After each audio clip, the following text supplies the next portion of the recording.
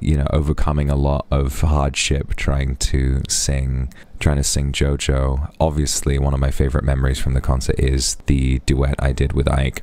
The funny thing is, a lot of people are saying that that song is really fitting for us. I don't know what any of the lyrics mean, and in actuality, that song was a suggestion from Mane-san, and we were just like, yep, that's what we want to do.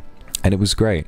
He sort of took the reins when it came to, you know, what choreography it was. He said, like, let's be Genki, let's be hype, you know, let's do like a kind of a poppy metal kind of thing. And I just followed him, followed his lead as far as that's concerned, because he knows that vibe better than I do, and I just sort of wanted to let him take the reins, and he did a wonderful job. And I heard his cover of Teo as well, which is incredible. I mean, I had never heard that song before, so the only version of it that I've heard is his one, is remarkable. It's really fantastic. To be serious for a moment, I'm really glad, honestly, because the reason this concert came out now rather than later is essentially because management gave us a little bit of like an ultimatum. They said, like, if it's going out at all, it's gonna have to be this month, because, you know, to respect Ike's wishes, I think that it makes sense that,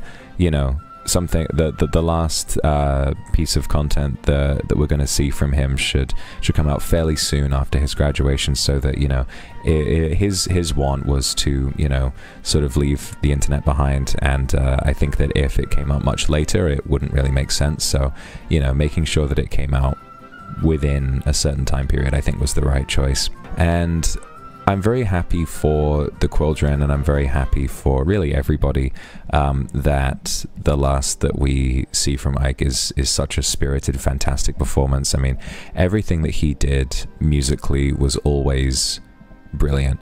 And the crazy thing about him is that he was always pushing himself, and he was always really intent on trying hard to one-up himself and do more each time. And he was the kind of person where you know, you would hear something that he had done and you would think it's the most amazing thing you'd ever heard, and he would be like, well, I don't know, and it's like, come on, bro, this is insane, this is so good.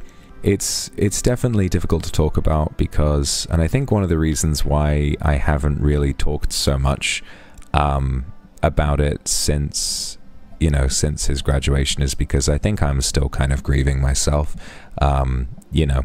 And so there's not a lot else that I really want to say, because I'm still sorting through how I feel about everything and processing that. But the main thing to remember is that he very much loved all of his children so much, and was very happy making music, and was very happy, you know, being around you guys and being a part of this whole family. People struggle sometimes, and I really respect the fact. Sometimes I think about, you know, even though I don't want to, how nice it would be to get away from it all. And I, you know, knowing him as well as I do, I'm very happy that he took a step for himself, basically just to prioritize himself, because self-care has to come above everything, and for him to put his self-care before anything else makes me very proud.